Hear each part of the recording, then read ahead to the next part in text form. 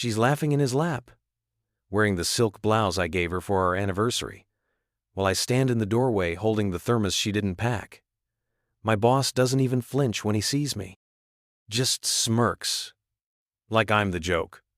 An hour later, I'm being walked out by security. No warning, no severance negotiation, just budget cuts. 27 years erased. But here's what they didn't know. I was the guy who fixed everything at that place, which means I also knew where every screw was loose. Their little empire? It's already rotting from the inside, and I'm the one holding the wrench. But before we begin, let me know where in the world you're watching from today. It's always fascinating seeing who's joining us from around the world. My name is Frank Dellinger, and I'm 57 years old. Every morning for 27 years, I've walked the same concrete floors at Midwest Logistics, checking every bolt and bearing while the rest of St. Louis sleeps. My wife Claire, who I met back when the company still used paper logs, used to pack my thermos with coffee that stayed warm until dawn. These days, she barely looks up from her phone when I leave, especially if my boss Mark Redfield has been texting her about urgent communications projects. The familiar scent of machine oil and floor cleaner follows me through my rounds as I document everything. The off-books shipments, the covered-up accidents, the quiet deals. Not that anyone notices, they stopped seeing me years ago. But let me start from the beginning. I pulled into the lot at 5:15 a.m., same as always. The security guard, Pete, gave me his usual sleepy wave as I badged through. 27 years of showing up before sunrise. You'd think I'd be tired of it by now. But there's something peaceful about a factory before it wakes up. Just the hum of the HVAC in my boots on concrete. You know that feeling when something's off, but you can't put your finger on it? That's what hit me when I saw the light spilling from the executive wing. Mark's Tesla was the only car in his reserved section, weird for a man who never showed before 9 unless there was a crisis. I needed to drop some maintenance reports in his inbox anyway, so I headed up. That's when I heard it. Laughter. A woman's laugh, floating down the hallway. Not the polite kind you hear in meetings, but the intimate sort that makes you feel like you're intruding just by hearing it. Mark's door was cracked open about 3 inches. I shouldn't have looked. God knows I wish I hadn't. But I did. There was Claire, perched on Mark's lap like she belonged there, wearing the cream silk blouse I'd given her for our anniversary. The one she'd said was too fancy for work when I bought it. Her fingers were playing with his tie while he whispered something in her ear. My coffee thermos hit the carpet with a soft thud. Neither of them even noticed. I must have stood there for 5 seconds, maybe 10. Long enough to see Mark look up and smirk, not at me. Just that general smug expression he always wore. Long enough to watch Claire laugh again, completely at ease, like this was just another morning for her. The weird thing about betrayal? It's quiet. No dramatic music, no thunderclaps, just the sound of your own heart beating in your ears while the world keeps spinning like nothing happened. I backed away before they saw me. My hands were steady as I picked up my thermos, maintenance man's instinct, never leave anything out of place. Then I walked to my truck, sat down, and stared at the steering wheel until 7 a.m. when my shift officially started. Have you ever felt your whole life turn to glass, where every memory becomes brittle, ready to shatter if you look at it too hard? That's what those 2 hours in my truck felt like. I thought about Claire's recent marketing seminars that ran late, the new clothes she said she needed for professional development, the way she'd pull her phone away when I walked by, every puzzle piece clicking into place with nauseating clarity. The HR summons came at 11:47 a.m. I remember checking my watch as Janet from Human Resources led me to the small conference room, the one they use for layoffs and disciplinary actions. 2 security guards waited in the hallway, trying to look casual. "Frank," Janet said, shuffling papers she didn't need to shuffle. "Due to ongoing restructuring efforts and budget constraints, your position has been eliminated effective immediately." The rest was corporate theater. Signing release forms, turning over my keys, watching them clip my ID badge. 27 years reduced to a cardboard box of desk items and a severance packet. "We'll need you to clear out today," Janet added, not quite meeting my eyes. She knew it was wrong. Hell, everyone in that room knew it was wrong. But that's how these things go. The paperwork makes it legal, even if it isn't right. The security guard, not Pete, they made sure it was someone who didn't know me, walked 3 steps behind as I carried my box to the truck. I heard my badge reader beep one last time as they disabled it, probably before I even hit the parking lot. The drive home felt like autopilot. No radio, no thoughts, just the sound of my heart hammering against my ribs and my hands gripping the steering wheel so tight my knuckles went white. Funny how your body knows you're in shock before your mind catches up. You ever notice how the biggest moments of your life often happen on the most ordinary days? The sun was shining, birds were singing, and my entire world had just imploded. But somewhere under the numbness, under the disbelief, a different feeling was starting to burn. Not anger, not yet. Something slower, something colder. Something that had been gathering evidence for years, just waiting for a reason to use it. I sat in my recliner until sunset, staring at nothing. The front door clicked around 7. Claire walked in like it was any other Tuesday, designer purse swinging, heels clicking on the hardwood I'd installed myself 3 summers back. "I suppose we should talk," she said, heading straight for the stairs. No hello, no explanation, just the sound of her pulling suitcases from the closet. "How long?" My voice came out steadier than I expected. She appeared at the top of the stairs, already filling a bag with clothes. "Does it matter? 27 years together? Yeah, Claire, it matters." The zipper on her suitcase screamed through the silence. Long enough to know I made the right choice. That smirk appeared, the same one I'd seen in Mark's office.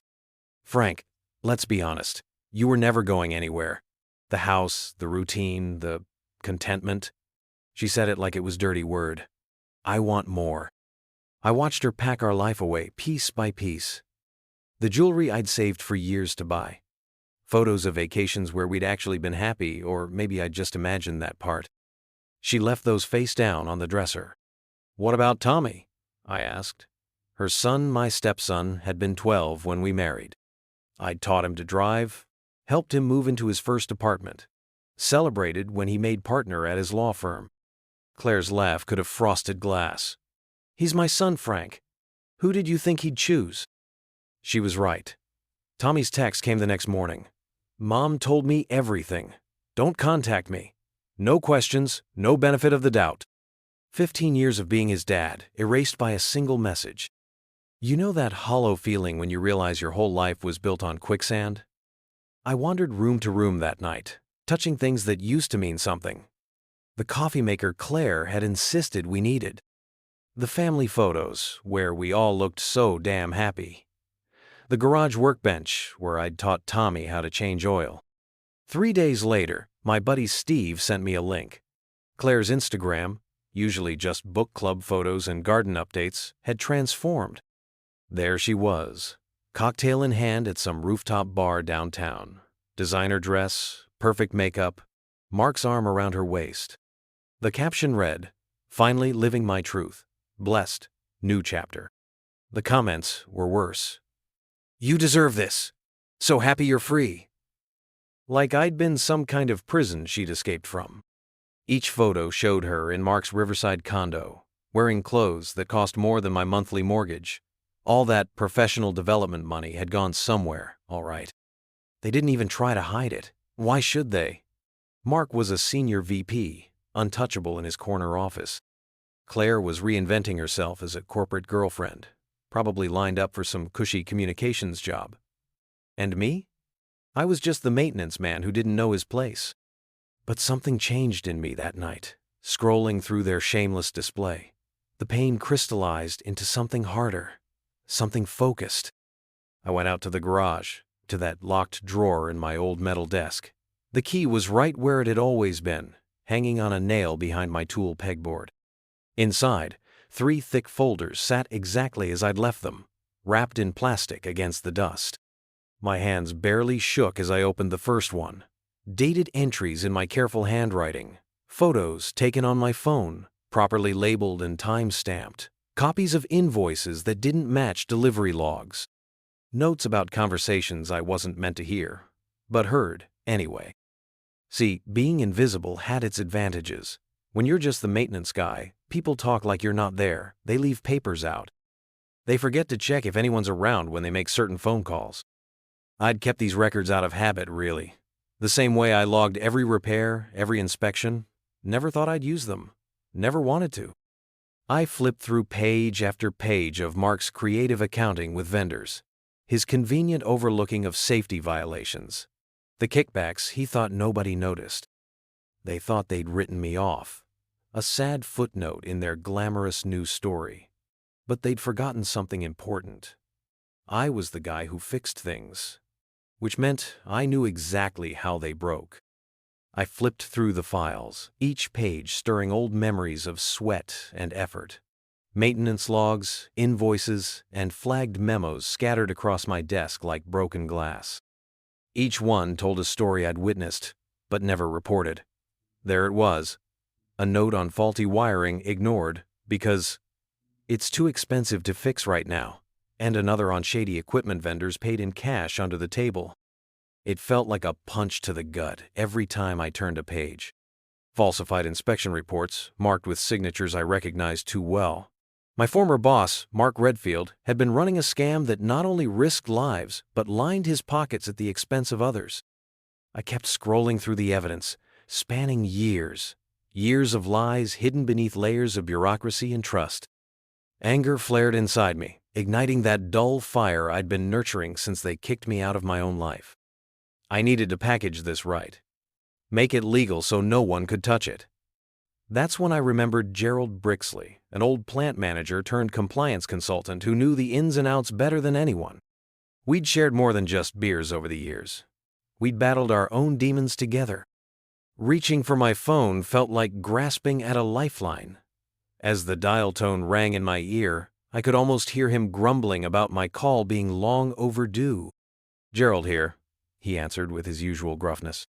"Hey, it's Frank," I said, trying to keep my voice steady despite my racing heart. "I could use your help." "What's wrong? You sound off," he replied. "It's complicated." I hesitated but pressed on. "I've got some information on Mark that you need to see." A long pause followed before he finally said, "All right. Meet me at Joe's Diner in an hour." The diner was a small place that smelled like fresh coffee and bacon grease. Exactly what you'd expect from a neighborhood joint where everyone knew your name. The vinyl booths were cracked but cozy enough to settle into without thinking twice. When Gerald arrived, he looked as stocky and weathered as ever in his denim shirt. The kind of guy who commanded respect without even trying. He slid into the booth across from me and waved over a waitress for coffee. "What have you got?" he asked, his brow furrowing as I pulled out the files from my bag. "Years of misconduct," I said simply, spreading out the pages between us like playing cards. "Mark's been running things under the table.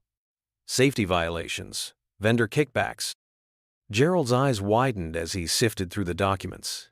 He paused over a memo about faulty wiring before looking up at me with disbelief etched across his face. "This is significant," he muttered under his breath. He flipped through more pages until something caught his eye. A flagged inspection report dated 2 years back, with falsified signatures all over it.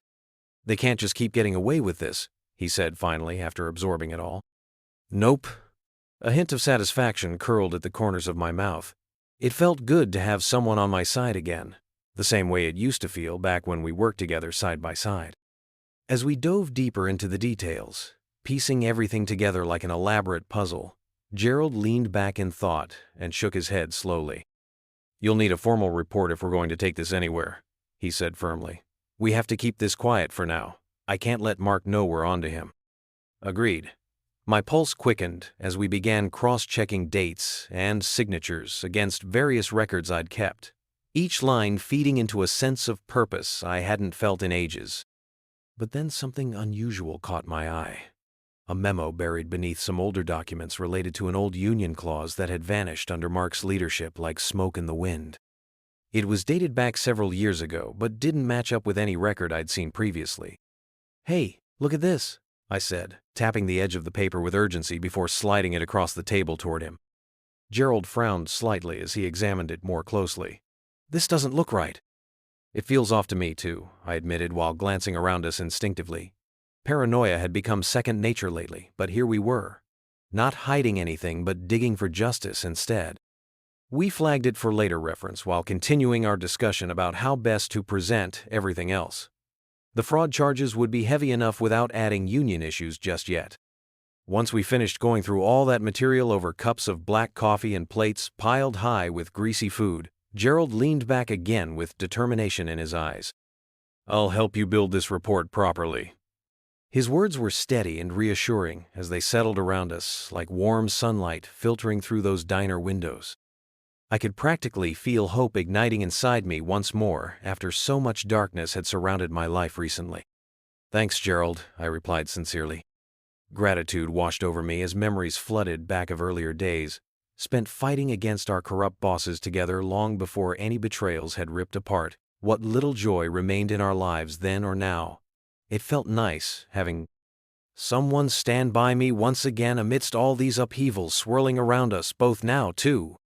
After laying out our plan moving forward, the steps we'd take together, we decided to keep meeting weekly at Joe's until everything was ready for submission somewhere further up their corporate ladder when time came. But as we gathered up our papers and prepared to leave, that lingering unease settled deep within.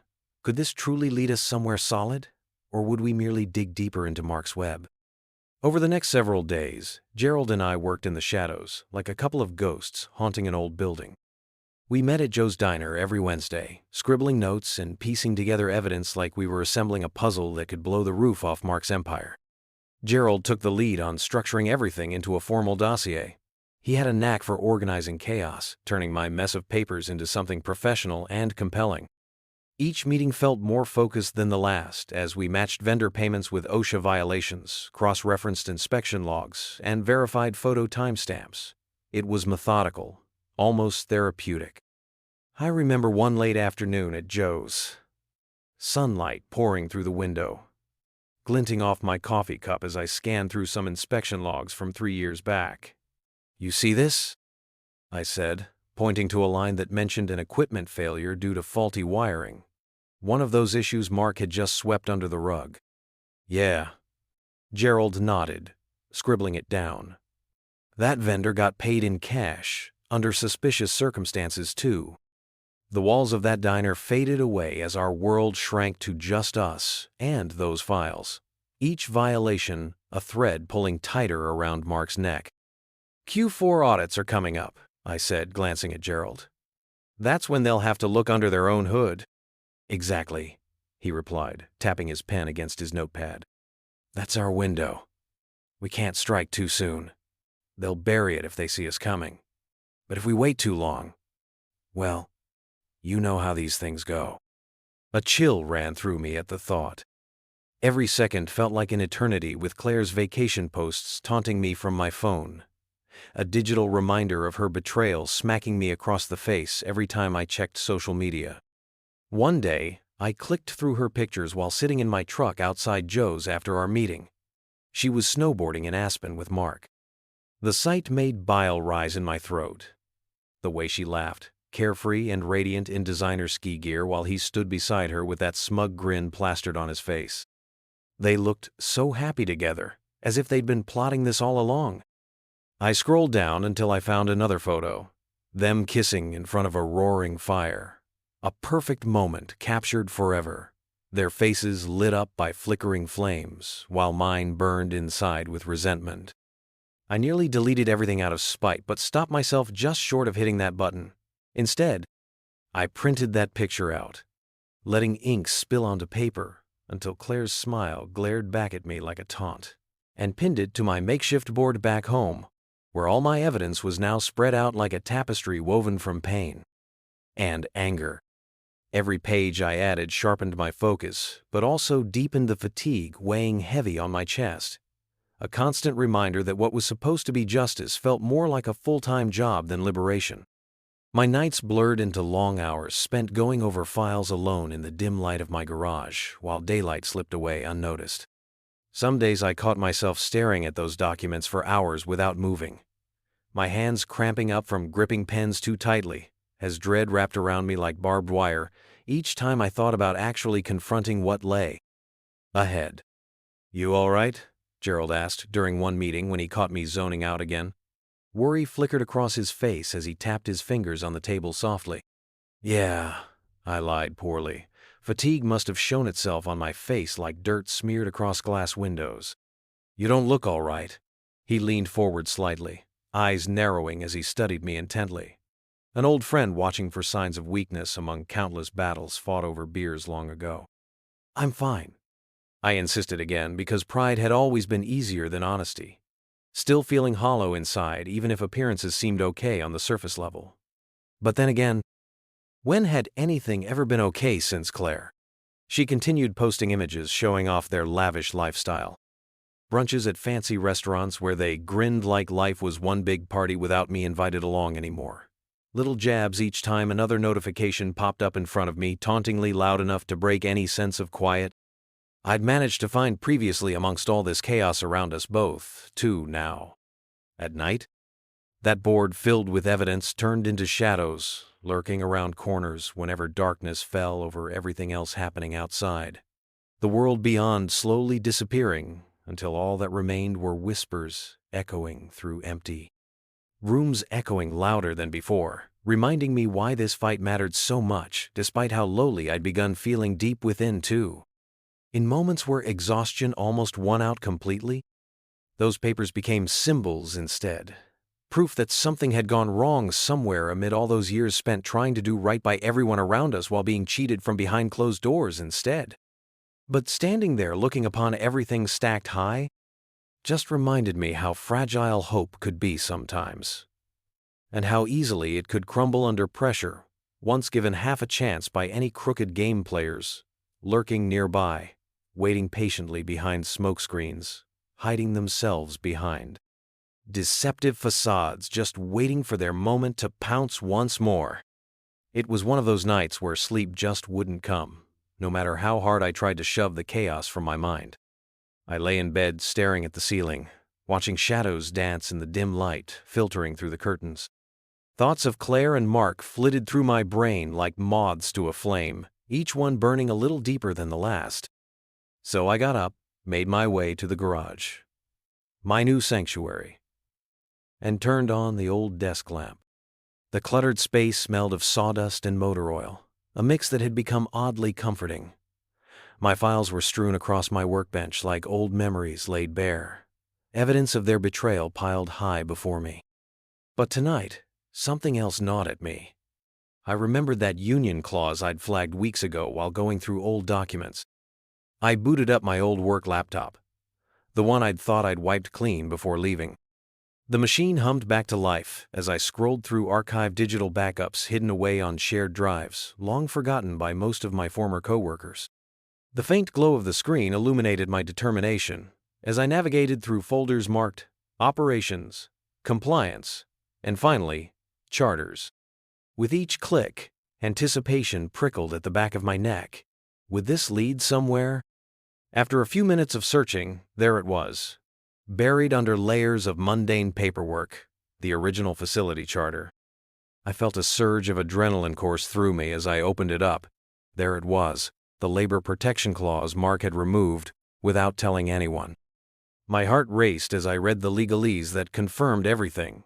This document mandated that any structural changes required notification to the union, a measure meant to protect workers during layoffs or reorganization. Mark had bypassed this whole thing during that quiet downsizing 2 years ago. That wasn't just unethical, it was downright illegal. I leaned back in my chair, letting out a slow breath as realization washed over me. This was more than just a piece of paper. It was leverage. An explosive piece of evidence against him and the company he manipulated for so long. Still riding that wave of energy, I reached for my phone and pulled up a local labor attorney's number I'd saved earlier when researching union protections online. Anonymity was key here. I didn't want to give anyone an inkling that Frank Dellinger was still in play. After what felt like an eternity, a voice answered on the other end. "This is Greg Simmons." Hi, is this Mr. Simmons? I'm looking for some legal advice regarding potential labor violations," I said casually but with an urgency beneath it all. "Sure," he replied smoothly. What's your situation? I explained carefully about what I'd discovered without revealing too much personal information, just enough to get his attention while keeping myself cloaked in shadows. Do you have documentation? He asked after hearing me out. Yes, I said, trying not to sound too eager, but knowing this could be pivotal in all respects. All right then, he said after a pause. If you can send me what you've got electronically or by mail, I'll take a look. We set up an email exchange, no names involved. And within minutes, I'd sent over copies of both the charter and evidence surrounding Mark's decision to bypass those labor protections during layoffs. Greg took his time reviewing everything before getting back to me late that night. You've stumbled upon something significant here, he said with authority lacing his tone. If Mark cut that clause without notifying the union, he's put himself and your former employer in serious legal jeopardy. I could feel tension knotting inside me as he continued explaining what would happen next if we moved forward with this angle. A timeline starting with the union being notified about these infractions on their behalf. Under federal law, they'll need time to investigate before taking action, Greg explained matter-of-factly. I recommend circling 30 days from now on your calendar. That's how long they typically need before escalating matters. 30 days. That was all it took for things to start crumbling down around them both, and every day between now and then would be filled with possibility instead of dread. I'll be waiting for your call once you've gotten them involved, Greg concluded firmly before we hung up. Staring at that calendar hanging on my workshop wall, the ones I'd marked down every holiday and birthday, it suddenly became more than just dates filling empty squares.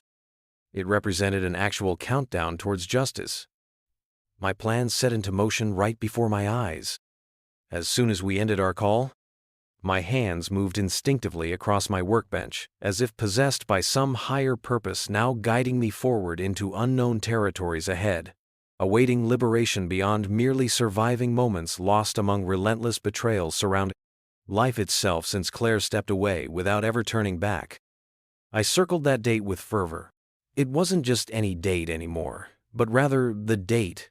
Everything began changing from what had been merely coping mechanisms, masked behind stubborn pride, turning finally into clarity forged from bitter resolve, wanting nothing less than restitution, carved out amongst life's constant battles.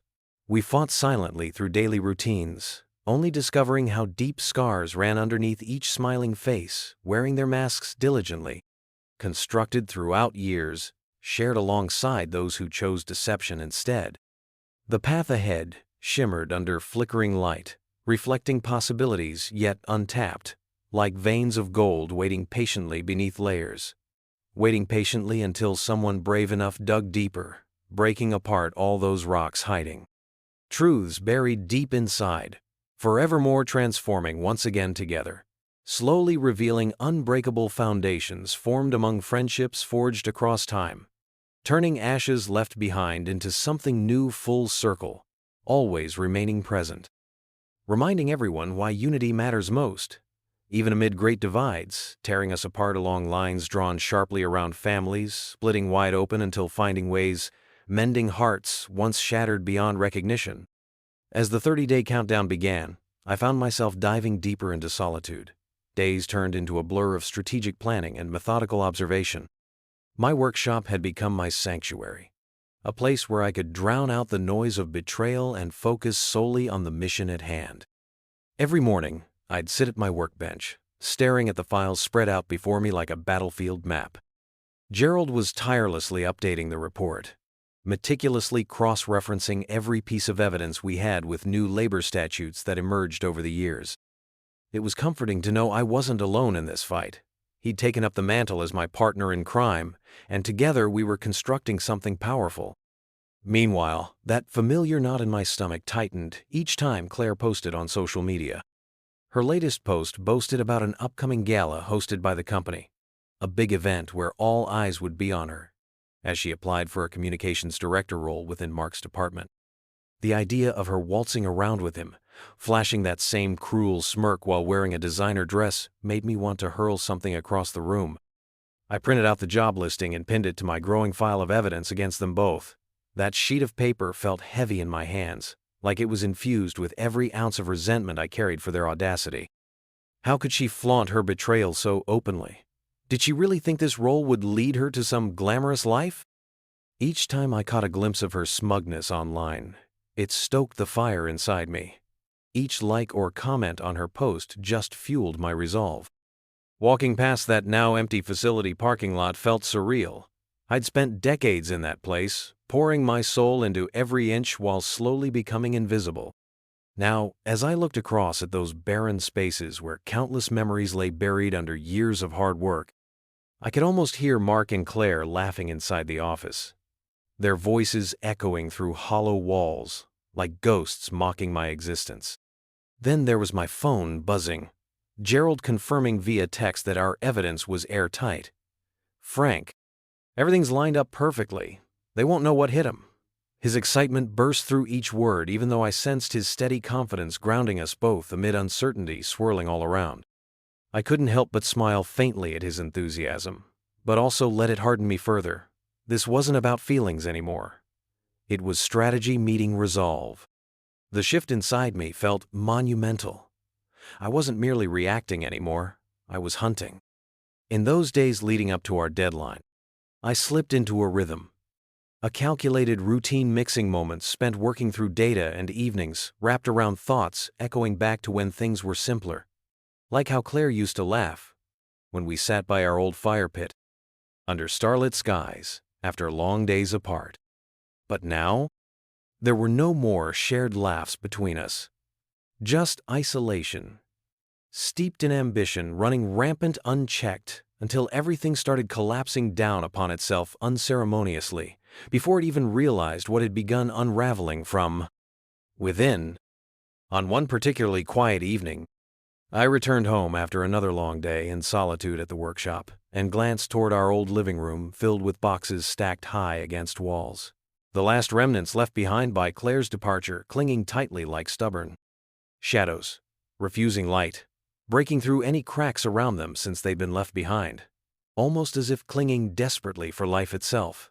Despite fading memories scattered among fragments discarded throughout years, spent living alongside each other where warmth used to thrive instead, the sharp edges of betrayal still felt fresh as I closed myself off again beneath layers built over decades, spent watching life unfold around me without ever feeling truly seen or heard, despite pouring everything inward through hard work, until there wasn't much left besides ashes collecting dust amongst remnants, lingering near each corner untouched since then.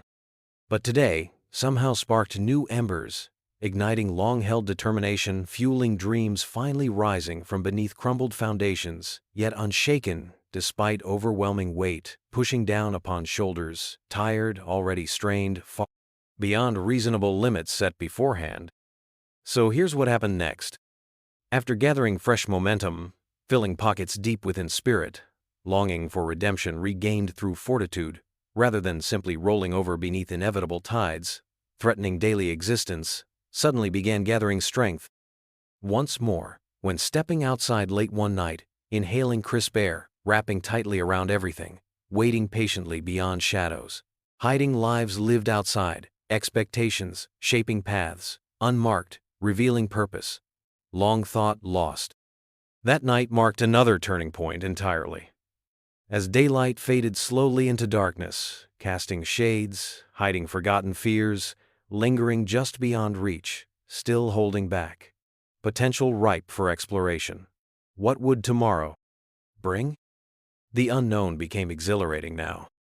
Each tick-tock echoed steadily along beats, counting down against moments, transforming life, spinning fast, yet remaining grounded firmly within resolve, yearning forward even amid uncertainty, pushing away despair, discovering untapped strength buried deep inside, clawing upward toward brighter horizons, beckoning boldly above vast sky, endlessly stretching wide open ahead, ready awaiting revelations, promised bringing light bursting forth, once again igniting flames fiercely, illuminating lives, yearning wholeheartedly, exploring brighter futures, finally reaching far beyond simple existence, remaining alive, thriving, still even amidst struggles intertwined, shaping stories unfolding right before everyone's eyes.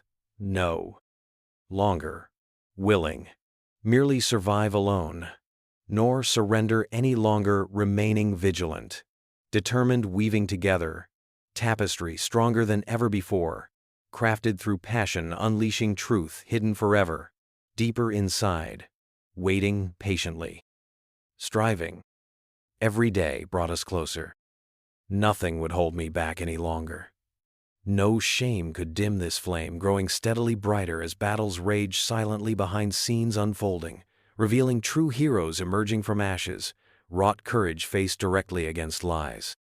Woven thick, shrouding everything once hidden, carefully crafting narratives, lost, forgotten, forevermore, meant truly exposed, finally leaving scars etched across hearts, fiercely protecting integrity, forged among bonds, enduring alongside trust, proven, broken, irrevocably, unable heal, lost ties, shattered beneath burdens, carried too far alone, turned dangerously intertwined, finding ways, eventually mending wounds, left wide open after tears, shed freely enough, forging paths anew toward destinations unseen, soaring freely, far away above horizon, dancing through sunlight, gleaming bright everywhere, waiting, promising new beginnings unveiled.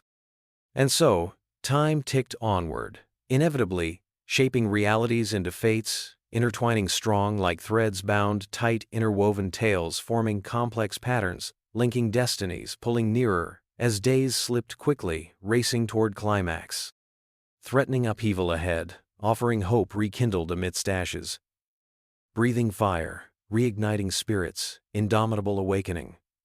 Those spirits restless, urging forward, proving resilience, prevails always, lighting paths ahead unseen until one step taken, turning round moment, grasped firmly, finally emerging victoriously, forged anew.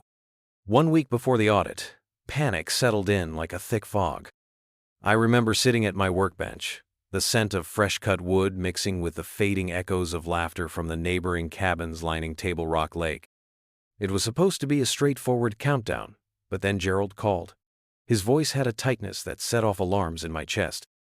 "Frank, we've got a problem," he said, the worry heavy in his tone. "What kind of problem?" I shot back, my fingers curling tightly around the phone as if it could ground me against whatever storm was brewing. "Darlene, from the labor board. She's sick, really sick." The inquiries delayed. My stomach dropped.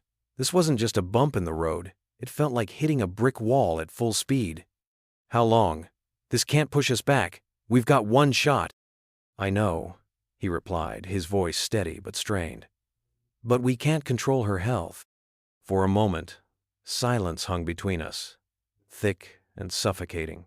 I could feel my heart pounding in rhythm with every tick of the clock on the wall behind me. "Gerald, we need to keep this on track," I insisted, my mind racing through all possible scenarios and their consequences. Without Darlene's input, everything we'd built would collapse like a house of cards. "I'm on it," he said finally. "I'll find out if someone else can step in." With that, I hung up, feeling more restless than ever. Anxiety crawled under my skin as I paced the workshop, each step echoing against walls lined with tools and plans for future projects that suddenly felt irrelevant in light of what was at stake. If we lost this momentum now? As if sensing my despair, memories of Claire flooded back. The way she used to smile at me over morning coffee, or how she'd lean into me when we were out walking together along our favorite trails by the lake. But now? Now those moments twisted painfully inside me like barbed wire. They only reminded me how far gone things really were between us. The following day brought another call from Gerald. A glimmer of hope breaking through the clouds gathering overhead. "Frank, good news," he sounded almost giddy. "What is it?" I asked cautiously. "The attorney found a workaround using precedent from that labor case in Iowa, one involving similar misconduct during an audit period." I exhaled slowly as relief washed over me like rain after weeks of drought. "So, we're still on?" "Yes, we're still on track." A small grin broke across my face despite everything. Determination surged anew within me as I mentally plotted out our next steps. Still plenty to do before all hell broke loose come audit time. With that pressure eased just enough for clarity to seep through again, focus shifted back toward Claire and Mark. Those two thieves living high off their stolen happiness while mine lay shattered beneath their feet like broken glass, scattered carelessly across pavement once vibrant, filled with memories. Gone forever. Now simply reduced down into nothing but empty spaces lingering throughout past chapters. Left unwritten, closed tightly, shut off from light, longing desperately, seeking air once again, able breathe freely through hopes waiting patiently, somewhere hidden deep within. Days later came news they were hosting a charity dinner for executives. A glamorous gala meant to showcase Mark's connections while positioning Claire alongside him, flaunting newfound power wrapped tightly around him, seeking validation. Desperately yearning approval received shining, brightly lit moments beneath camera flashes, promising endless potential ahead, waiting quietly, expectant, eager anticipation, lingering unseen, hovering just beyond reach, daring itself.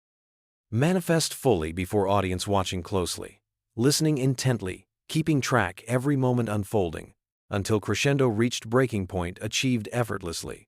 After all, orchestrated, perfectly prepared, skillfully executed amidst whispers, rumors, circulating surrounding events, swirling around them, painted bright smiling faces, hiding darkness, lurking deep below where lies resided, concealed carefully, wrapped tightly, shielding truth away.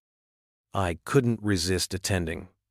Not for any interest in charity, but rather as part voyeur peering behind curtain, seeing how these two acted now publicly, while their secrets simmered dangerously beneath surface bubbling steadily, preparing eventually spilling forth scorching flames, igniting lives crushed underneath weight, betrayal forced, others carrying burdens solely placed upon shoulders pressed firmly, holding back hidden truths, swirling fiercely, demanding justice unleashed, given right chance, exposing wrongdoings, captured forever, written among pages, revealing deeply intertwined destinies, forever changed, thrust onto larger stage, awaiting ultimate reckoning, inevitable unfolding. I found myself huddled away toward rear corner, the shadows wrapping around me securely comforting as though protecting fragile spirit held tightly within grasp, just waiting silently, growing stronger, emboldened, inching closer, unveiling pieces long concealed, needing resolution released, carefully woven throughout decades. Building inside, finally set free. Waiting quietly long enough, forging paths. Uncharted, eagerly anticipating. Destiny achieved, unfolding moments, illuminating darkened spaces.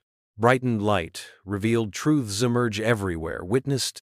When I saw her walk into that banquet hall dressed to kill, in red no less, it took every ounce of control not to recoil outright right there. Unable, mask shock, evident, radiating straight through every pore, standing still while crowds gushed over how stunning she looked, juxtaposed sharply against Mark's smug expression, glowing beside her smug satisfaction, radiating assurance, crafted beautifully, enhancing facade created together meant distracting attention. Elsewise, possibly diverted elsewhere. Drawing focus away, chaos brewed, hidden safely, tucked away securely beneath surface. Threatening break free, unshackled, finally unrelenting, liberated, unforgiving, reckoning awaited, poised take place.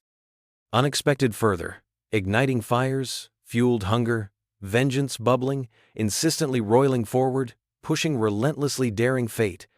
Incite passions forged through struggles faced before beckoning journey begun, carrying them forth, driving forward beyond boundaries, holding strong, striving ever onward, never relinquishing tenacity, forging ahead knowing determined what right deserved, wielding truth, unsheathed, brave, ready battle confrontation, looming near inevitable storms, gathered foreboding skies, rolling forward promised clashes, bound shake foundations, tested trust, built, destroyed, ultimately forced reshaping landscapes, new realities unveiled, challenged await, response sought, earnestly demanded, respectfully, acknowledging lives left altered irrevocably, forevermore woven deeply within fabric, established, past, shaping courses, navigated, chosen, long ago reaped, sowed, scattered across time, instilling values, remain firm, gripping threads, binding. Together people endured through struggles emerged, ultimately transformed, deeper understanding, gained, finding strength, residing, while sipping bourbon slowly down, hoping numb feelings kicking stronger, emotions fiercely battling despair, swirling recklessly, unable contain utterly helpless desperation, threatening drown, anything still remaining wholly intact after alley. Shockwaves reverberated, violently rocked, entire world torn apart, beneath footfalls heedlessly marching ahead, struck forcefully, punctuating resolve, sharpened, realized, furious rage, began flaring brighter, hotter, pulling forth focused energy. Stemming pure conviction, deeper formed adamant, refusing yield quietly, etched across soul, soaring high against tides, determined seek, justice, rightly due, deserved answering, clearly speaking volumes, returning fervor, newfound propelling, renewed, fervent aspiration, achieved shifting awareness, brightening, allowing inner light, shine, revealing treasures, long thought, buried, forgotten yet so vital remained alive, awakened, breathing new life, discovering paths yet traveled, diverging, embarking toward brighter destinations, promised unfolding a long way, amid darkened trials faced steady, holding unwavering faith, reborn, daring, transform, remain committed, true course, steering ever closer, liberation sought, wholeheartedly awaiting results, follow through, witnessed, unfold, precious secrets unveiled along way, leading deeper exploration, realms yearning, discover relentlessly, pursue finding fulfillment, chased thought forever, elusive, re-establishing. Balance restored while simultaneously paving paths forward, reaching beyond shadowed horizons, offering glimpse emerging sunrises, anticipated dawning, approaching clarity finally allowed shining radiance, warmth, hopeful, encouraging, emboldening. Carry forth, forging onward, keep moving upward, beyond barriers and forestanding, strong guard, vigilant, prepared, confront battles encountered along journey, steering wisely, nurturing carefully, tending roots planted firmly enough grounding. Fruitage produced, delivered hope. Revived renewals, heralded announcing incoming triumphs, assured yet unforeseen. Overcoming boldly heralding invocations conjured. Swept swiftly change, bestowed captivating awakening. Astonished breaths left. Taken remembering history. Penned. Awaiting revisit. Boldly rekindling spark. Inviting participation. Magnificent odyssey beckoning, promising fulfillment, restored ready unveiled depths. Unimaginable discoveries lay hidden, patiently waited chance. Afforded encounter unfurl, breathtaking vistas, sweeping, breathless gazes, filled wonder anticipating. I sat in my truck, parked across the street from the facility, my heart racing with a mix of anticipation and nerves. Audit day had finally arrived. I wasn't here just to watch. I was here to witness the fallout of months of planning, strategy, and quiet vengeance. The morning sun climbed steadily into the sky, illuminating the gray concrete facade of the building that had been my second home for nearly 3 decades. It felt surreal, knowing that today could shatter everything inside those walls. Inside, I knew the forensic audit team was sifting through the report Gerald had submitted anonymously just hours before, our ace in the hole. My fingers tapped rhythmically on the steering wheel as I pictured them unpacking each violation one by one. Kickbacks? Check. Code breaches? Double check. Falsified records? Triple check. Every infraction they'd overlooked while sipping coffee and patting themselves on the back would be laid bare under fluorescent lights for all to see. It was just after 9 when my phone buzzed in my pocket, pulling me from my thoughts. It was Gerald. A single word text that read simply, boom. A wave of satisfaction washed over me. It was happening. I took a deep breath and looked back at the facility again, hoping for a glimpse of Mark's smug face to be replaced by confusion and panic soon enough. As I watched from my perch, I saw various managers drifting into the building. People who once barely acknowledged my existence, now bustling about as if they were preparing for battle. They didn't know it yet, but they were walking straight into an ambush set up meticulously over countless sleepless nights fueled by rage and betrayal. Time dragged on slowly while I imagined each page turning inside those conference room walls, the way faces would pale as violations stacked higher than their inflated egos. Somewhere around 11 o'clock, an uneasy knot formed in my stomach. It felt like a pressure cooker about to blow. The air inside felt charged with electricity, as though even nature anticipated what was about to happen. I glanced at my watch again. It seemed frozen at 11:12 a.m. How could it still only be that early? And then there he was, Mark Redfield, striding confidently toward the main conference room like he owned the place, unaware of what lay ahead. That arrogant swagger always made him seem invincible in his tailored suits and slicked back hair. Security guards flanked him at both doors leading into the conference room like sentinels standing guard against a siege they couldn't foresee. My heart raced faster at that sight. It felt poetic somehow. His power stripped away right before everyone's eyes. Then came another buzz from my phone. Gerald again. "They're calling him in." The moment arrived when every single infraction would come tumbling down upon Mark like an avalanche of truth he'd been so deftly avoiding all this time. Minutes later. A few too many minutes for my liking. The conference room doors swung open with a forceful creak, and out walked two members of upper management whose faces were ashen with disbelief, etched deeply across their brows. They didn't exchange words, but shared glances filled with dread. Their expressions told me everything I needed to know. They'd seen enough. With mounting anticipation bubbling over within me, I held my breath as Mark finally stepped through those doors himself. Not quite yet realizing his world was about to crash down around him. "Mark," one of them said gravely as he gestured toward a chair placed deliberately across from them. A symbolic staging ground, where decisions would now alter destinies irrevocably forevermore. Laid bare through evidence amassed. Painstakingly awaiting conclusion, drawn forth, evident beyond all doubt, plainly laid bare before everyone gathered there assembled anxiously. Awaiting final judgment demanded inevitably coming due, long past time, overdue, nearing fulfillment. Pushing closer, inching ever nearer, urgency mounting, palpably growing excitement, soaring anticipation reached fever pitch, could hardly breathe, sensing impending eruption. "Have a seat," said another voice, laden heavily with authority, intent, scrutinizing eyes, unwavering, watching intently. Awaiting answer, poised, ready strike, ready break ties, existing build deeper webs, tangled lie, spun intricate, carefully crafted mask. Crumbling, rapidly, unraveling left. No escape route remained hidden. Exposed clarity dawned, each heartbeat echoing louder, resounding depths weighed heavily upon chest, constricted pressure, pressing close impossible squeeze, tight choke words. Spilling openly ready share, revealed lay witnessed awakened dreams. Shadowy depths explored, rushing currents carry swiftly, soaring high, built up, found, lost, left forgotten, amidst rolling waves, rippling bright, revealing light, beckoning venture. Forth unveiled truths, spoken softly, seeking always cherished, nestled snug tightly, deep down urging recognition sought desperately. Allowing rise, surfacing echoes, longing feel reached depths, slumbering dormant dream lost along path's journey. Traversed. Trudge forward, relentlessly.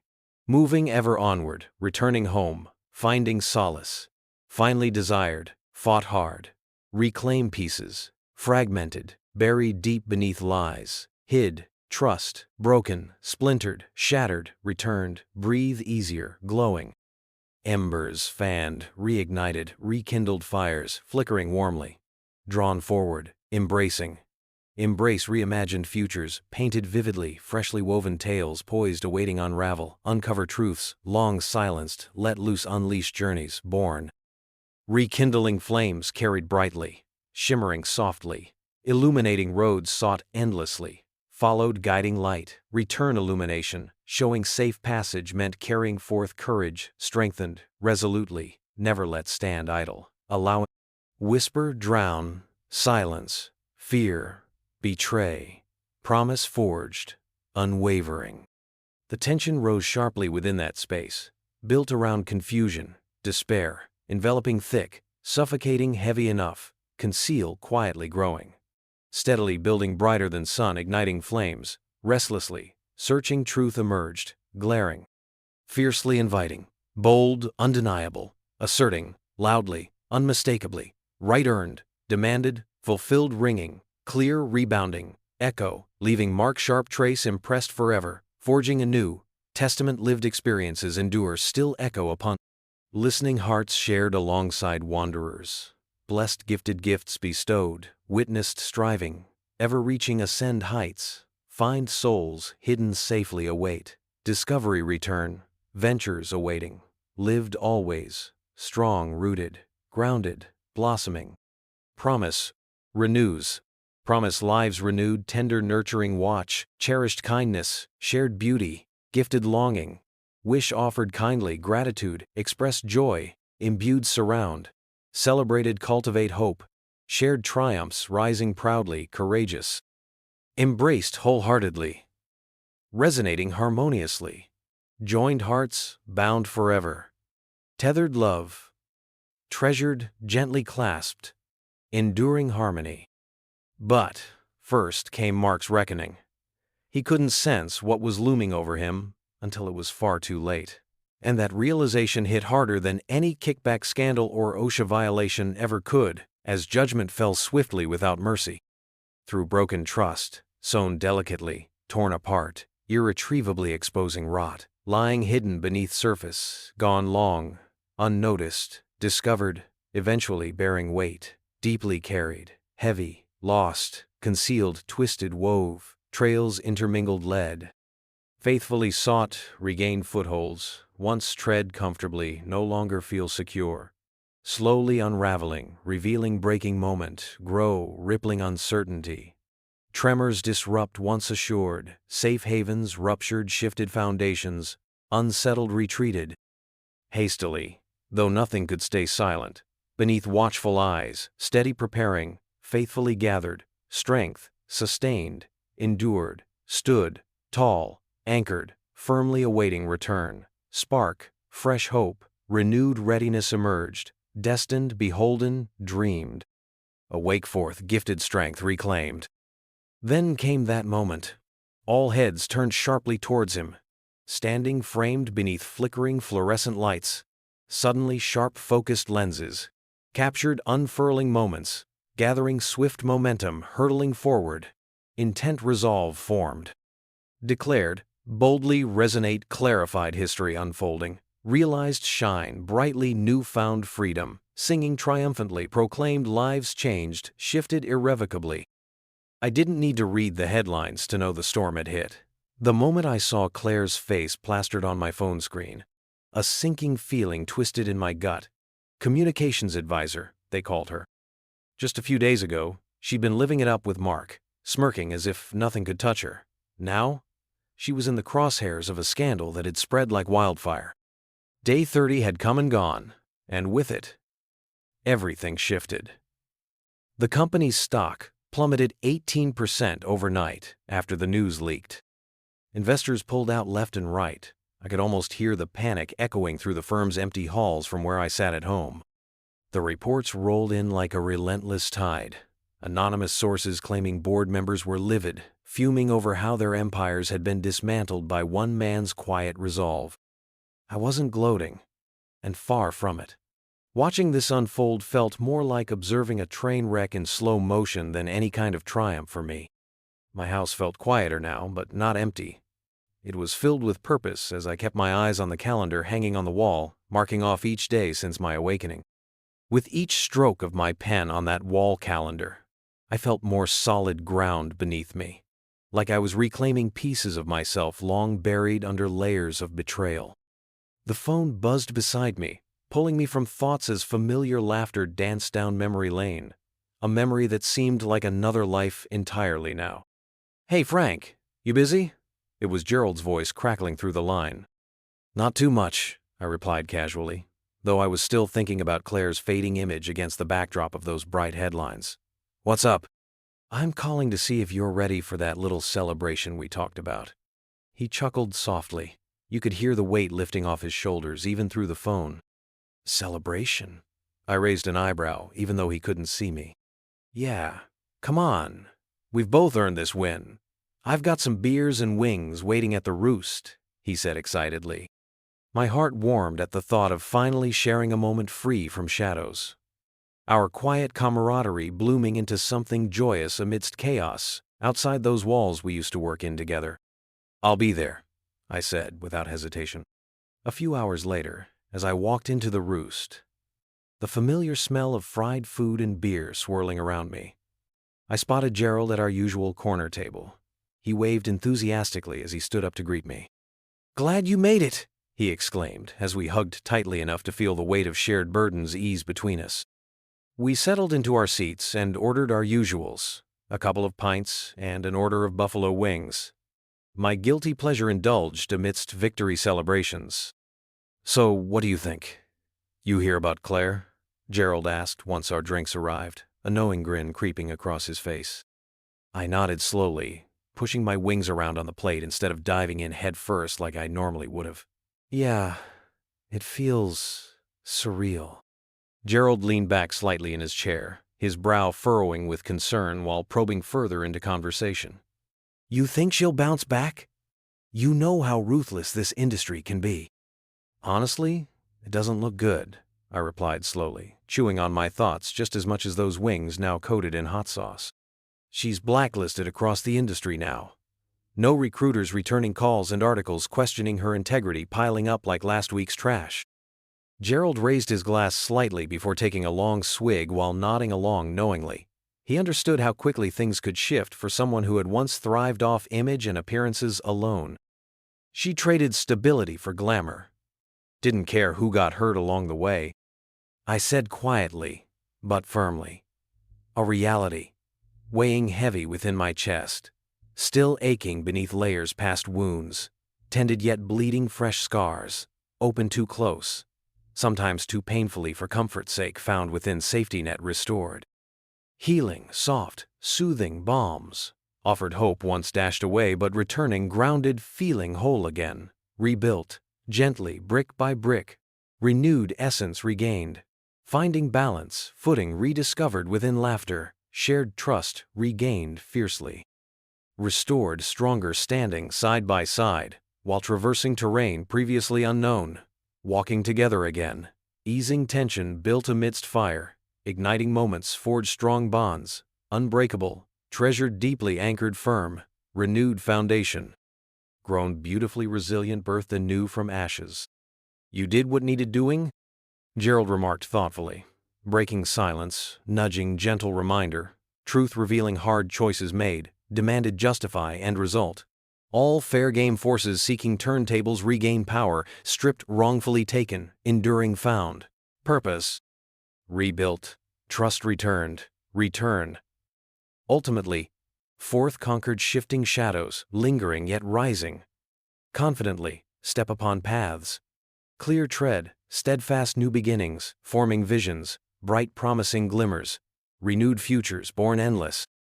Possibilities sprawling ahead, opening endless vistas, seen clearly, promised awaiting embrace, cherished love, returned blooms flourishing forth, reaping rewards, nurtured, tenderly endured, holding safe warmth, cradle, sacred embraced, treasured. Memories nestled fondly, comforting retreat space.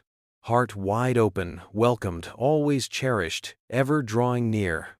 Weaving tapestries, beautifully intertwined stories told, remembered, reclaimed steadily, forging forward, unbroken, no longer falling. Short promises kept treasured, fulfilled without question regardless doubts, lingering, festering throughout spent. As we toasted, raising our glasses to toast this strange new chapter, I caught sight of Gerald's smile widening into genuine warmth, full-bodied, reflected, shining brightly, illuminating room, a glow-suffused spirit, alive, vibrant, gathering momentum, celebrated, burgeoning, thriving, roaring flames, dancing harmoniously. Echo resonated sweet joy, found sweetness, flourished, courage rekindled, defiance, bred, fighting spirit aflame, rising, boldly embraced, journey ventured. Exploring uncharted lands, promising bountiful gifts granted shared, readily unveiled stories told, illuminated truths beckoning forth so lovingly. The day Claire thought she could live high above consequences had finally come crashing down hard around her. But somehow watching it unfold didn't feel vindictive or bitter. Instead, a silent acceptance drifted softly within heart, realizing everything lost. A long path, illuminated chance, gifted renewal, beckoned dreams, never thought possible, born hope, alive, bold embracing, risk trust, extended hand reaching, deeper, profoundly gifting, grace never thought imaginable, drawing strength never before seen, traversed terrain dared explore, looking back upon adventures, sought bravely carving journeys crafted ever onward. So what's next for you? Gerald asked casually between bites, reaching eagerly, snatching at wings shared, savoring, mouthful relishing, comfort, simplicity, pure joy expressed over casual feast, enjoyed, proudly savored, humbly earned every bite, rich flavor, moments unfolding, long awaited, growing eager, excited tingle, anticipation present revealed brightly, beneath shades, hidden darkness cast shadows deep, long sought bring brighter days. Yearning come alive, awaken senses, awake gifted rebirth, inviting back. Step forth, welcoming, embrace laying groundwork hopes anew. I stabbed at another wing, letting the comfortable silence settle between us. Gerald had that look, the one that meant he was working up to something big. Actually, he said, wiping his hands carefully on a napkin, I've been thinking about a proposition for you. My eyebrows went up. Oh yeah? Remember that woodworking hobby of mine? The one that kept me sane during my divorce? He leaned forward, eyes bright. Well, I've had my eye on this property down by Table Rock Lake. Perfect spot for a custom shop. Good bones, great light, needs some TLC. But the price is right. I sat back, something stirring in my chest. You know that feeling when a possibility hits you and suddenly you can't imagine how you didn't see it before? The thing is, Gerald continued, I need a partner. Someone who knows how to keep things running smooth, who understands the value of doing things right the first time. He gave me a pointed look. Sound like anyone you know? The hot sauce burned pleasantly on my tongue as I considered it. 27 years I'd spent maintaining other people's dreams. Maybe it was time to build something of my own. Show me, I said. The next morning, we drove down to the lake. The building sat about half a mile from the water. An old warehouse with good bones and better views. Sunlight poured through dusty windows, catching the motes in golden beams. My hands itched to start cleaning, fixing, building. Previous owner used it for boat storage, Gerald explained, his voice echoing in the empty space. But look at these support beams. Solid oak. And the ceiling height. He trailed off, letting me take it all in. I walked the perimeter, my work boots scuffing concrete that needed a good scrubbing. But under the grime, I saw what Gerald saw. Possibility. The loading dock could become a finishing area. That corner would be perfect for the heavy equipment. And those windows, once cleaned and properly sealed, would flood the space with natural light. What's that look on your face? Gerald asked, though his grin said he already knew. Just thinking about proper ventilation systems, I replied, already mapping it in my head. Dust collection, workflow patterns. He laughed. Once a facilities man, always a facilities man. We spent the next hour measuring, planning, dreaming. It felt good, damn good, to be solving problems again. Real problems, not the kind wrapped in corporate politics and betrayal. Speaking of which, my phone buzzed. Another news alert about Claire. The industry fallout was still spreading, her reputation in tatters. I switched it off without reading it. You okay? Gerald asked quietly. I nodded, surprised to find I meant it. You know what? I really am. The next week passed in a blur of paperwork and planning. The bank wanted business plans, projections, the usual song and dance. But they knew Gerald from his consulting work, and my severance package plus savings made for a solid down payment. Then came the moment with the forms. The loan officer, young guy, eager to please, slid the papers across his desk. Just need you to fill in the business name here, he said, tapping the line with his pen. I didn't hesitate. The words had been building in my mind since that first visit to the warehouse. 3 simple words that said everything about who we were and what we stood for. Integrity built this, I wrote, my letters clear and steady. Gerald, reading over my shoulder, let out a low whistle. "Now that," he said, "is perfect." The loan officer glanced between us, clearly curious about the story behind the name. But some stories are better left untold. At least, until they're ancient history, and you're sharing them over a beer with a trusted friend. You want to know the funny thing? While I signed those papers while we planned our future workshop, I didn't spare a single thought for Claire or Mark or their downfall. I was too busy looking forward, imagining the smell of fresh-cut wood and the satisfaction of creating something real, something honest, with my own two hands. That warehouse might have been dusty and rough around the edges, but standing there in that bank, I could already see what it would become. A place where quality meant something. Where every joint would be true, every finish flawless. Where integrity wasn't just a word on a sign, but the foundation everything else would build upon. 6 weeks into owning the shop, I was already settling into new routines. Every morning, I'd arrive before sunrise, just like the old days. But now, instead of checking other people's work, I was creating my own. The rhythm of planning, cutting, and assembling brought a peace I hadn't felt in years. That Wednesday started like any other. I was hand-planing a maple tabletop when I heard the crunch of tires on gravel. Through the open bay door, I spotted a familiar sedan, Dave Wilson's old Buick. He'd been in shipping and receiving at the facility for almost as long as I had. I set down my plane and grabbed a shop rag to wipe my hands. Dave climbed out of his car, squinting at the fresh sign above the door. His face broke into that easy grin I remembered from countless lunch breaks. "Well, would you look at this?" he called out, walking up. "Frank Dellinger, master craftsman." "Just learning as I go," I said, meeting him with a handshake. "What brings you down to the lake?" "Passing through on my way to visit the grandkids in Branson." He glanced around the shop, taking in the orderly workbenches and the half-finished projects. "Had to see if the rumors were true." I raised an eyebrow. "Rumors?" "About this place." He gestured at the equipment. The neat rows of clamps, the wood racks sorted by species. "Though I guess I should have known. You always did like everything just so." The coffee maker in the corner had just finished brewing.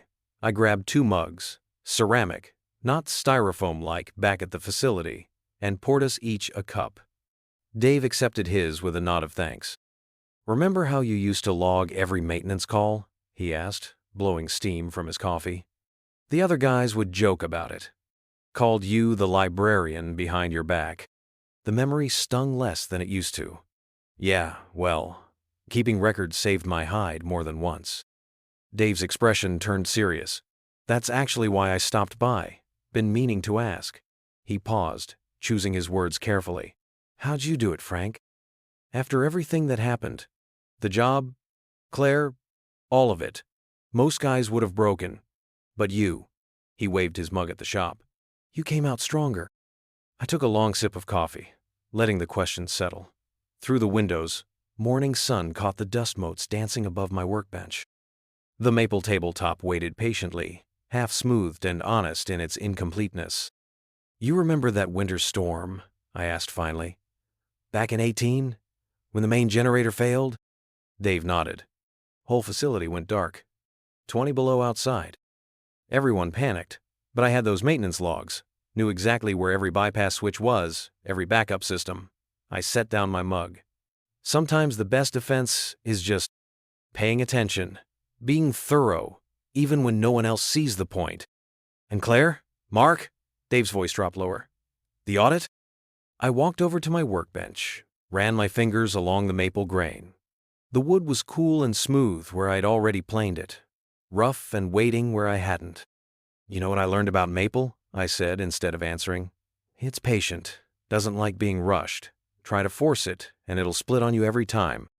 But treat it right, give it time, respect its nature, and it'll last forever." Dave watched me for a long moment. Then his eyes drifted to the sign above the door. Understanding slowly crossed his face. "Integrity built this," he read aloud. Then he chuckled. "That's not just about woodworking, is it?" I wiped a bit more sawdust from my hands, letting the silence speak for itself. Everything that needed saying was right there in those 3 words. Dave finished his coffee and set the mug down. Well, whatever you did, however you managed it, he shook his head, smiling. Let's just say a lot of people were glad to see justice finally catch up with those two. I walked him back to his car, declining his offer to grab lunch. The maple was waiting, and I'd learned to appreciate honest work that showed its progress in quiet inches. Take care, Frank, Dave called through his window as he backed out. And hey, that sign? It suits you. I watched his taillights disappear down the gravel road, then turned back to my shop. The morning sun had climbed higher, warming the concrete floor where my shadow fell. Somewhere in the distance, a boat motor hummed across the lake. After Dave left, I spent the afternoon with that maple tabletop, working my way across its surface inch by patient inch. The rhythms of the shop had become as familiar as breathing. The rasp of sandpaper, the sweet sawdust smell, the way shadows shifted across the floor as the sun arced west. You ever notice how time moves differently when you're focused on something real? Back at the facility, hours dragged like weights. But here, working with my hands, whole afternoons slipped by in what felt like minutes. I was just finishing up when Gerald stopped in, carrying a local business journal. "Thought you might want to see this," he said, dropping it on my workbench. The headline caught my eye. Former Logistics Executive Faces Federal Investigation. Below it, a grainy photo showed Mark being escorted from some downtown building. He looked smaller somehow, hunched against the camera flashes. The article mentioned widespread financial misconduct and systemic safety violations. His name had become toxic in the industry. Claire's mentioned too, Gerald added, tapping a paragraph near the bottom. Former communications advisor implicated in corporate cover-up. He gave a low whistle. She's gone dark, deleted everything online. Even her LinkedIn's gone. I nodded, unsurprised. Claire had always cared more about appearance than substance. Now that her carefully curated image had shattered, she'd vanished like morning fog. Last I heard, she'd moved back to her hometown in Indiana. Sometimes karma works better than revenge ever could. The sun was setting as I finished the cabinet I'd been working on all week. It was solid cherry, hand-dovetailed, with brass hardware I'd polished myself. The kind of piece that would outlast its maker. I turned it carefully, checking each joint one last time, then picked up my carving tools. You know what's funny about working with wood? It remembers everything you do to it. Every mark stays. Every choice matters. I thought about that as I carved my maker's mark into the base. Clean, simple letters that would tell future owners who built this piece and how. The shop had grown quiet, except for the soft scrape of steel on cherry. Through the windows, I could see our sign catching the last golden light. Integrity built this. Those 3 words had become more than a business name. They were a reminder, maybe even a warning. Gerald had gone home hours ago, leaving me alone with my thoughts and the lake view. I put my tools away, each in its proper place, cleaned and ready for tomorrow. Some habits don't change, even when everything else does. Outside, the evening had turned that perfect shade of purple-blue you only get near water. Small waves lapped at the shoreline below the shop, their rhythm as steady as a heartbeat. A few boats were still out, their running lights making slow circles on the dark water. I stood there watching them, thinking about paths and choices and karma, about how sometimes the biggest victories come from simply refusing to disappear. About all those years of careful note-taking that everyone had mocked. Last week, a young guy from the local trade school asked me for advice about starting his own business. "What's the most important lesson you've learned?" he'd said. The answer came without hesitation. Never underestimate a man they stopped seeing. He'd looked confused, probably expecting something about profit margins or marketing strategies. But that's the thing about real lessons. They rarely sound like what people expect. I locked up the shop, double-checking each door like always. The sign's fresh paint gleamed even in the dim light, those 3 words standing guard over everything we'd built here. Not just the woodwork, but something bigger. Something true. The lake rippled black and silver in the fading light, carrying away another day's worth of memories. Tomorrow would bring new projects, new challenges, new chances to build something that would last. But tonight, watching the water move under the stars, I felt the kind of peace you can only earn by staying true to yourself when everyone else expects you to break. I believe stories like this find us for a reason. If this one touched you, please subscribe. I share a new one every day, and tomorrow's might be the one your heart's been waiting for.